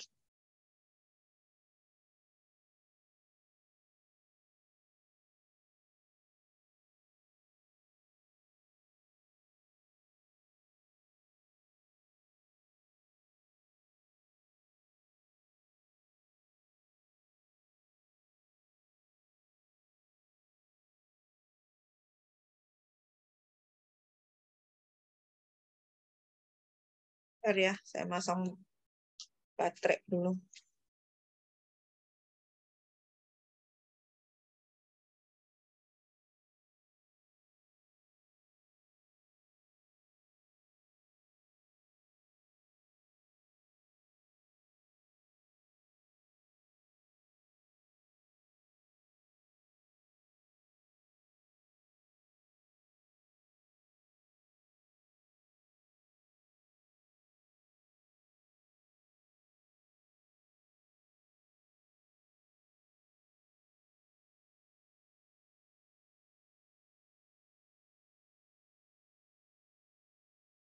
Ya, oke. Saya lanjutkan. Ya, melibatkan dari awal dengan meraba pergerakan fetus. Jadi setiap kali fetus dalam perut ibunya bergerak, sini Kak nih adiknya lagi gerak-gerak mau ngajak main nih Kak. Ya, sehingga bonding antara kakak dengan adik yang masih akan terjadi walaupun adiknya masih di dalam perut ibunya. Ya, kemudian ikut sertakan dalam merawat adik baru. Misalnya, Kak, bisa tolongin Mama nggak ambilin popok adik? Gitu. Atau, Kak, tolong pegangin ini, Mama mau merekatkan dulu yang sebelah sini. Ya, tapi libatkan selalu dalam merawat adik bayi. Ya, supaya si kakak ini tidak merasa terabaikan. Ya. Oke. Kalau ada pertanyaan boleh langsung raise hand ya. Nah, bimbingan yang harus dilakukan atau diberikan kepada orang tua dengan anak toddler ini bertahap, yaitu umur 12-18 bulan, antisipasi perubahan tingkah laku toddler, yaitu negativism dan temper tantrum. Jangan naik-naik nanti jatuh, Kak. Makin tinggi dia naik. Ya, kamu jangan main ke situ, nanti kotor, makin dia ke situ. Ya, itu negativism. Temper tantrum kita sudah bahas ya, nangis teriak-teriak dengan tidak jelas.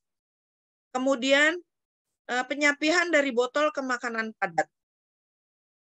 Ya, kan tadi ketika dia ditinggal, ASI-nya itu diberikannya melalui botol. Ya. Nah, karena usianya sudah 12 sampai 18 bulan, maka botolnya ini akan berkurang. Yang lebih banyak adalah makanan padatnya. Berikan makanan selingan di antara 2 waktu makan. Karena disiplin saat makan ini membuat anak menjadi lebih mandiri. Ya. Kemudian minum susu botol ini menyebabkan gigi berlubang. Perhatikan perawatan gigi anak. Jadi setiap malam sebelum tidur, pastikan bahwa anak sudah gosok gigi. Ya. Dan karena mobilitas sangat tinggi pada anak usia 12 sampai 18 bulan, maka risiko kecelakaan di rumah. Ya, diperhatikan pengamanan di rumah, saklar-saklar atau stop kontak listrik sebaiknya tidak berada di bagian bawah tapi di atas. Ya, jadi kalau rumah-rumah zaman sekarang, rumah-rumah yang baru itu baik stop kontak maupun saklar ada di atas ya. Tidak di bawah karena itu beresiko untuk dicolok-colok pakai jari sama anak. Ya.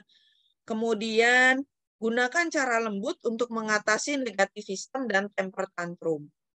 Jadi bukan dibentak, bukan dimarahin, bukan kamu nih malu-maluin mama, bukan begitu. Ya. Nah, untuk mengatasi negativisme sebaiknya jangan melarang anak toddler, tapi mengajak ke hal lain. Ya, misalnya dia mau naik yang berbahaya,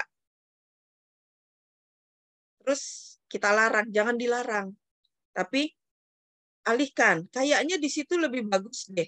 Yuk kita ke sana. Kalau dia tidak mau, biarkan dia mencoba naik, tapi tetap harus dalam pengawasan orang dewasa. Ya, jadi jangan ditinggal. Kemudian diskusikan permainan baru yang dapat meningkatkan motorik kasar dan halus, bahasa, kognitif, serta sosial. Ya, pretending play ini biasanya untuk meningkatkan kemampuan bahasa dan sosial. Ya, main menjadi dokter, pasien, dan sebagainya. Nah, usia 18 sampai 24 bulan ini sangat penting untuk bersosialisasi dengan teman sebayanya. Dan mulai di sini harus disiapkan untuk adanya adik. Ya. Pengawasan terhadap kebersihan gigi dan pentingnya fluorida serta penentuan jenis makanan. Ya, ini juga harus menjadi bagian dari pendidikan kesehatan, siapan toilet training ya, yang tadi, kemudian rasa takut terhadap kegelapan dan suara keras. Ini biasanya bersifat sementara dan ini wajar ya. Kalau gelap ada monster gitu ya anak-anak itu. Kemudian adanya tanda regresi pada anak ini menunjukkan dia stres. Yang tadinya sudah tidak ngompol, dia ngompol lagi itu regresi. Tadi kan sudah berhasil tuh toilet training. Ya. Itu menunjukkan dia stres. Itu yang harus diwaspadai. Apa yang menyebabkan dia stres? Ya. Atau mimpi buruk, mimpi dikejar-kejar. Ya, apa yang menyebabkan dia stres? Itu yang harus diwaspadai. Siapkan anak untuk mampu berpisah sesaat dengan orang tua di bawah pengawasan dan asuhan tenaga lainnya. Kemudian beri kesempatan orang tua untuk mengekspresikan kelelahannya. Jadi kalau saya lelah, kalau ibunya lelah, suruh istirahat ibunya. Ya, jangan memaksakan. Harus terbuka dengan pasangan. Saya sangat lelah, tolong dibantu dong, awas ini saya istirahat sejenak, gitu ya. Pasangan harusnya paham ini. Kemudian egosentris, ini adalah aspek penting dalam pengembangan diri anak. Ya. Independen ini bila menjadi independen kalau egosentrisnya diarahkan ke hal-hal positif. Tadi egosentris ya, semua berpusat pada dirinya. Ya, makanya kalau sekarang ada yang sudah seumur kalian masih berpusat pada dirinya, itu masa toddlernya tidak menyenangkan. Ya, ini masa toddler, ini golden period tadi saya bilang ya. Umur 24 sampai 36 bulan, ini penting melibatkan anak dalam kegiatan. toilet training tadi ya, ketidakmampuan berpikir secara realistik, ya, membuat orang tua harus menjelaskannya secara apa ya, bukan secara detail, tapi secara gamblang sampai anak itu paham. Ya, kemudian tekankan disiplin. Kalau sudah menetapkan aturan, jangan orang tua yang melanggarnya. Ya, nah sosialisasi anak ini meningkat karena dia sudah melalui sudah akan ke playgroup atau ke TK. Ya, usia 24 sampai 36 bulan. Ini persiapan untuk ke playgroup atau ke TK. Ya, karena sosialisasinya sudah meningkat. Semua orang disapa biasanya nih. Menjelang usia 3 tahun nih semua orang disapa. Sampai tukang jualan pun disapa. Nah, ini hati-hati. Ya, bahaya. Bahaya yang sekarang itu ya penculikan anak ya. Oke. Nah, untuk menghindari kecelakaan pada toddler, maka perlu diantisipasi. Yang pertama adalah jatuh. Karena sense of balance-nya belum seimbang, maka dia mudah jatuh. Kemudian tenggelam saat berenang, terbakar, keracunan, dan asfiksia. Choking. Ya, choking itu lebih banyak dari makanan. Ya. Nah, ini anak prasekolah. Tingkat kesulitan lebih sedikit nih dibandingkan dengan anak toddler. Tadi toddler susahnya minta ampun. Karena dikenal juga dengan si setan kecil. Si setan kecil itu temper tantrum, negativistik, egosentris, terima bongkar, nggak terima pasang, ya itu senengannya itu. Kemudian keamanan ini lebih dapat dijelaskan dan dimengerti secara verbal oleh anak karena usia anak juga sudah meningkat. Dan anak mulai sekolah. Adaptasi orang tua dengan anak karena perpisahan. Jangan orang tuanya yang justru nggak siap berpisah karena anaknya sekolah. Ya. Dan biasanya anak usia prasekolah ini menghabiskan waktunya hanya dengan bermain. Ya, ini sekarang setelah saya punya cucu ini terasa banget. Dulu ketika saya punya anak saya nggak terlalu terasa. Kenapa? Karena saya harus bekerja intens gitu ya. Tapi sekarang ini terasa banget. Emma, ayo sini duduk di lantai. Kita bikin kastil. Gitu. Jadi dia yang mengatur, itu namanya floor time ya yang saya bilang. Kemudian keterlibatan ibu di masyarakat ini akan meningkat ya karena anaknya sudah mulai besar. Ada arisan RT dan sebagainya. Ibu sudah punya waktu untuk bermasyarakat. Ini pada orang tua yang memiliki anak prasekolah. Ya, kecelakaan dapat terjadi karena anak kurang menyadari bahayanya. Misalnya objek benda panas, naik sepeda ngebut, ngejar bola, layangan, nyebrang jalan, ya. Ini kurang menyadari. Pencegahannya dengan mengontrol lingkungan, jauhkan dari korek api dari jangkauan anak, mengamankan tempat yang secara potensial membahayakan anak, kemudian didik anak terhadap keamanan dan potensial bahaya. Ya. Nah, peran utama orang tua adalah belajar mengontrol lingkungan. Gitu ya. Lato-lato itu juga bahaya. Main HP terus itu juga bahaya. Jadi inilah peran orang tua. Ya, karena lato-lato itu kalau enggak pas bisa kena muka, ya, kena mata, kena bibir, tahu-tahu jontor bibirnya atau tangannya memar-memar ya. Ini tugas orang tua. Bimbingan yang diperlukan, tingkatkan minat pada hubungan yang lebih luas, kurang B. Ya, ini semua adalah bimbingan yang diperlukan. Nanti, aduh, kenapa numpuk begini? Ini remaja lebih mudah. Ya, anak usia sekolah juga lebih mudah. Bahayanya masih sama dengan usia prasekolah tadi ya. Kecelakaan kendaraan, sepeda, skateboard, ya, tenggelam, terbakar, keracunan. Adanya perlukaan tubuh karena memang aktivitas fisiknya meningkat. Ini pada anak remaja, ya. Orang tua harus respect terhadap ide-ide dan hal yang disukai maupun tidak disukai. Hindari kritikan pada anak remaja, hargai privasi anak, berikan respon positif terhadap perasaan anak, dan hati-hati terhadap perilaku yang tidak diprediksi.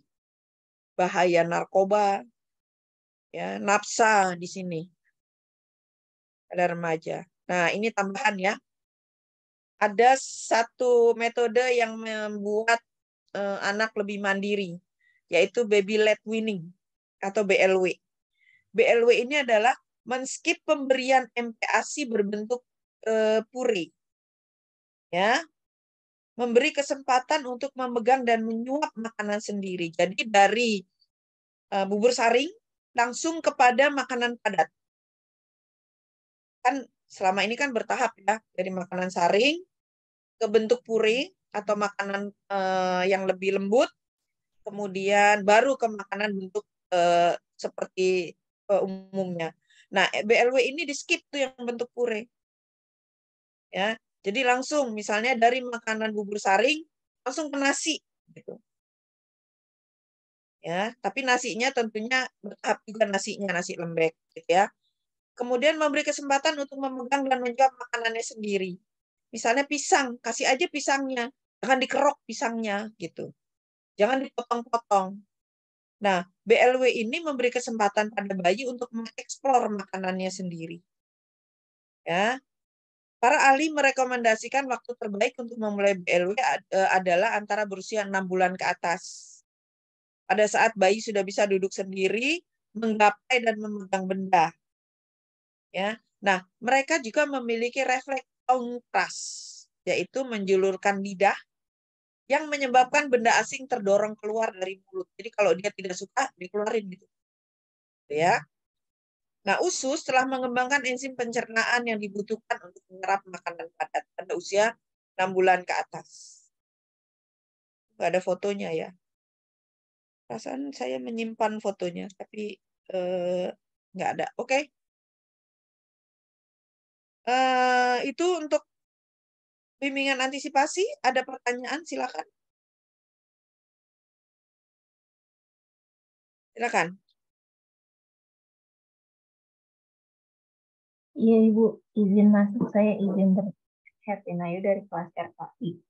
Mungkin tadi saya izin bertanya mengenai keterkaitan tenggelam ya Bu, untuk toddler kalau saya tidak salah. Nah, saya izin bertanya Bu, kalau yang saya lihat ya Bu, artis-artis kadang kan bayinya baru umur beberapa bulan itu diajarin renang ya Bu, kayak training gitu. Nah, sebenarnya tuh pengajaran mengenai teknik renang dan lain halnya itu di bayi apakah sudah diperbolehkan atau ada ketentuan umum sendiri ya Bu? Renang selama dalam pengawasan itu dianjurkan untuk bayi. Kenapa? Karena dengan berenang maka silia-silia dari saluran pernapasan lebih baik. Gitu. Selama dalam pengawasan. Nah, kalau yang tenggelam itu terjadi adalah si anak itu lari sendiri ke kolam renang tanpa ada pengawasan. Itu tenggelam yang biasa terjadi. Ya. Makanya tadi saya bilang, usia 6 bulan ke atas lah itu harus selalu terlihat, terjangkau oleh pandangan dan tangan. Gitu. Karena biasanya anak tuh gerakannya juga seperti gerakan yang tidak bertujuan. Lari gitu. Ya, dia nggak tahu bahaya. Itu Hertinayu. Ya, jadi umur berapapun renang itu bagus. Tapi asal dengan pengawasan. Ya, oke. Siva? Ya Ibu, saya izin bertanya, kan untuk orang tua sendiri seperti Ibu gitu ya Bu, dia kan kalau mendidik itu banyak yang beragam ya Bu. Nah itu bagaimana jika ada ibu yang misalnya kayak nyuapin anaknya itu kayak dengan ancaman atau kayak sebuah perasaan nakut-nakutin Bu ke anaknya kayak ayo nak makan nak, nanti kalau nggak makan disuntik sama dokter atau suster gitu. Nah, cara kita sebagai calon calon perawat gitu Bu, memberitahu si ibu biar jangan mendidik anaknya seperti itu, bagaimana Ibu? Ya, Salahin gitu. jadi Jadi yang namanya bimbingan antisipasi itu kan tadi di usia anak sudah mulai MPASI. Mana nih? Pada usia 6 bulan ke atas ya, MPASI. Di situ termasuk bagaimana memberikan MPASI. Di dalam MPASI salah satunya adalah menyampaikan ke orang tua bahwa makan itu harus menjadi situasi yang menyenangkan bagi anak. Jadi jangan sampai makan itu menjadi sesuatu yang menakutkan.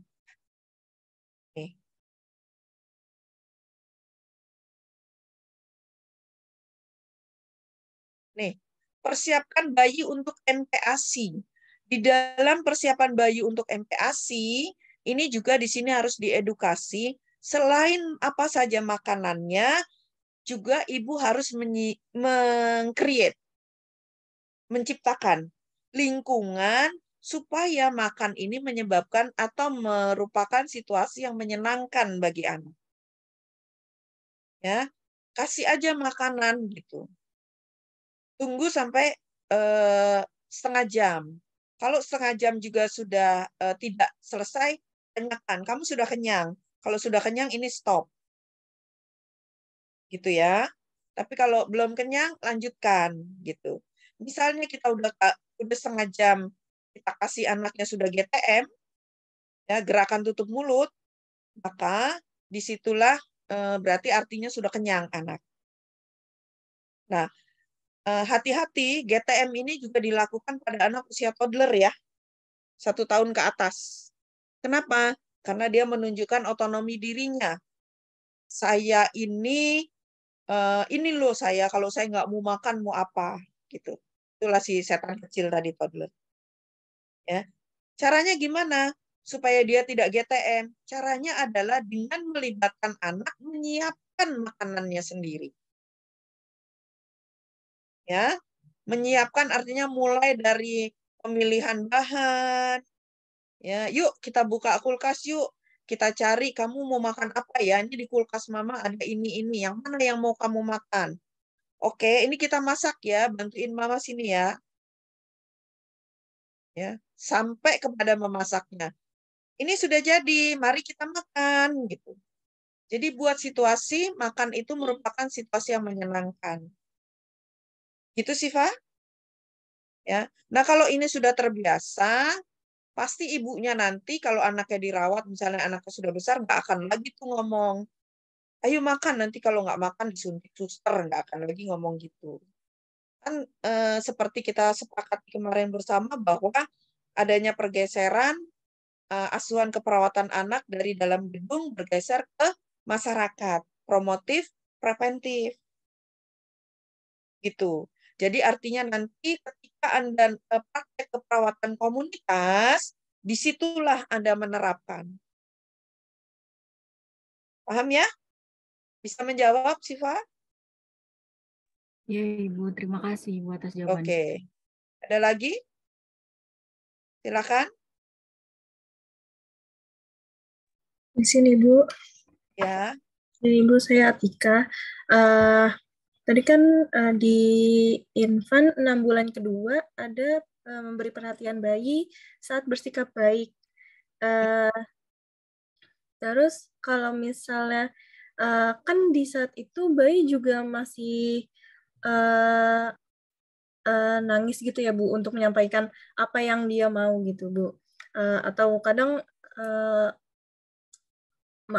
ngomong pun juga belum lancar gitu Bu. Tapi kalau kita memberikan perhatian bayi yang nangis atau marah itu bisa bikin dia tantrum. Nah itu bagaimana Ibu? Kan dia belum bisa mengekspresikan apa yang dia mau gitu. Ya. Bayi itu kan secara teori dulu 3 bulan dia babbling ya. Babbling itu bla bla bla bla bla bla bla gitu ya. Itu babbling. Tetapi sekarang 1 bulan juga sudah mulai babbling. Gitu. Nah, Apalagi usia 6 bulan. 6 bulan itu sudah jauh lebih banyak ya ngocehnya. Dia itu bisa ngoceh mama, mama, mama, mama, atau dia bergumam. Bergumam itu apa ya? Bergumam itu kayak ngomong tapi nggak jelas gitu loh. Bahasa-bahasa planet tuh mulai di usia 6 bulan. Nah, itu yang harus kita respon gitu. Dibandingkan ketika dia rewel.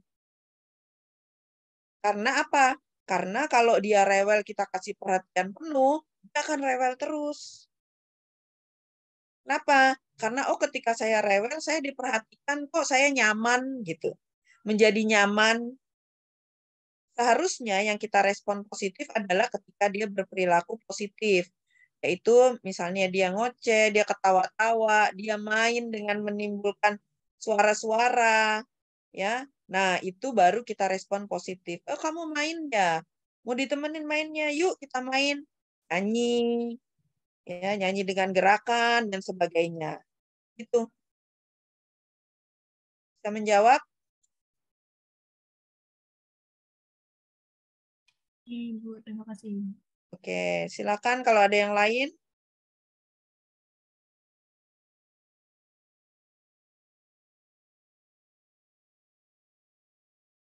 Silakan.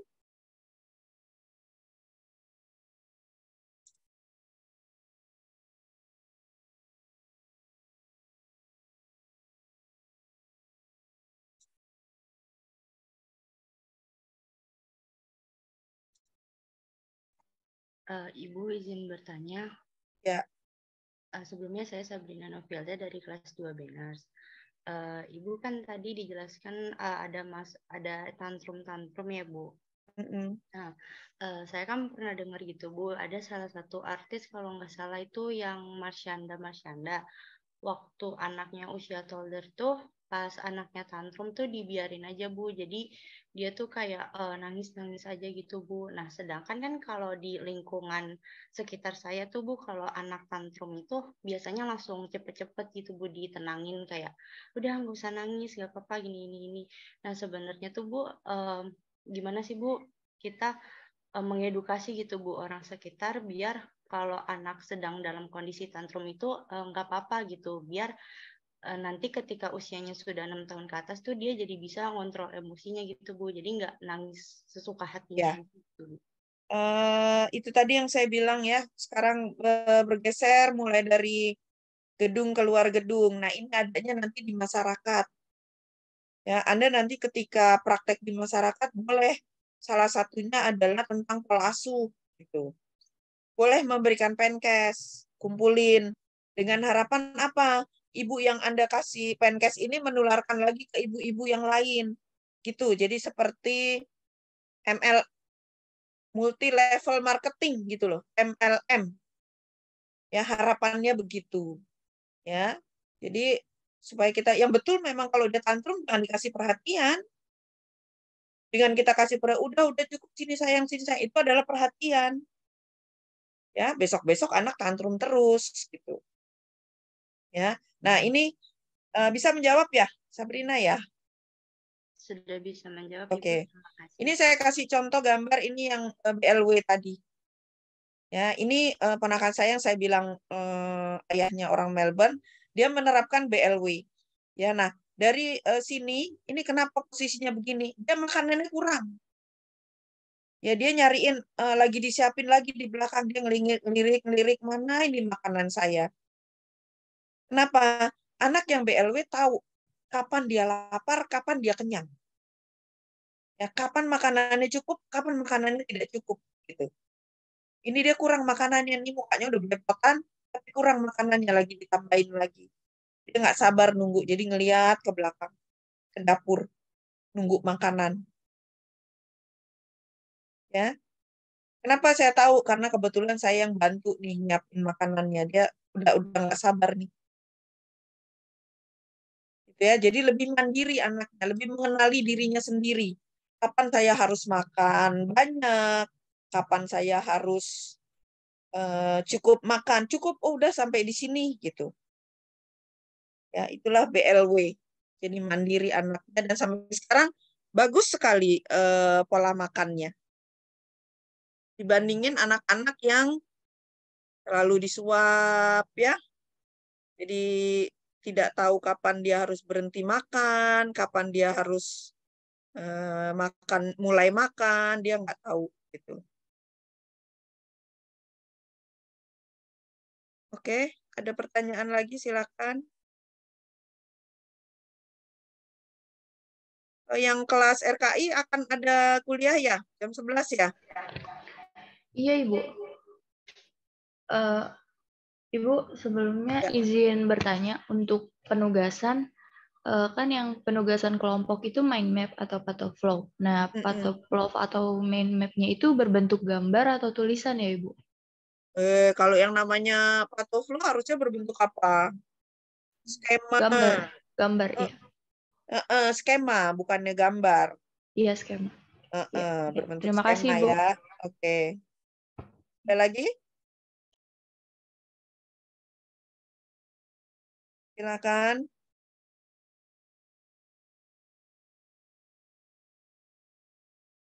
Nggak ada? Oke. Sudah jam 10.45 karena RKI akan ada kuliah jam 11 ya. Saya akhiri pertemuan kita pada pagi hari ini dan tolong yang pesan saya tadi jadwal Bu Yupi tolong dirembukan ya dengan kelas 3 kelas ini ya dengan kelas A juga nanti kasih jadwal ke Bu Yupi. Bu Yupi bersedianya hanya daring ya, tidak luring. Ya.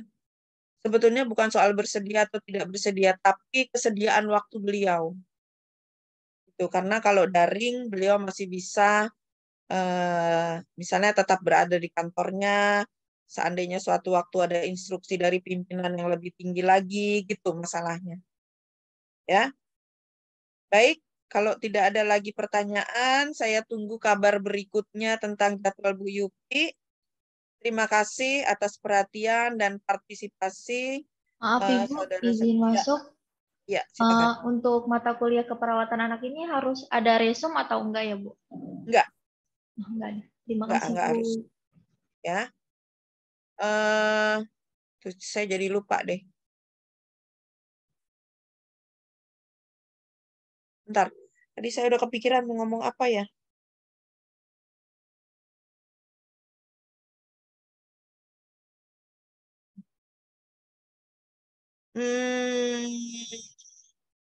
Nanti aja deh kalau ingat lagi. Kepotong saya jadi lupa. Baik, terima kasih. Saya akhiri. Billahi taufiq wal hidayah. Assalamualaikum warahmatullahi wabarakatuh. Waalaikumsalam. Waalaikumsalam. Terima kasih banyak, Ibu. Untuk dokumentasi. Daftar hadir untuk kelas RKI dan kelas B ditulis sesuai dengan jadwal ya. Jadi kelas baik, Ibu. Kelas RKI jam 8 sampai 10.30, kelas B jam 10.30 sampai jam 13 harusnya kelas B. Ya, jadi perubahan jadwalnya gitu ya. Saya sudah sampaikan ke Bu Putu. Untuk berikutnya kelas B itu 10.30 sampai 13. Ya, Sipen kelas B siapa? Izin masuk Ibu, saya Ibu. Ya, Marsanda ya. Begitu ya di daftar hadirnya. Jadi tadi saya izin ke Bu Putu karena kondisi saya sedang kurang fit, maka saya minta izin untuk digabung kelas RKI dan kelas B. Ya, demikian saya live ya. Ibu izin untuk dokumentasi. Oh iya, oke. Mungkin untuk kelas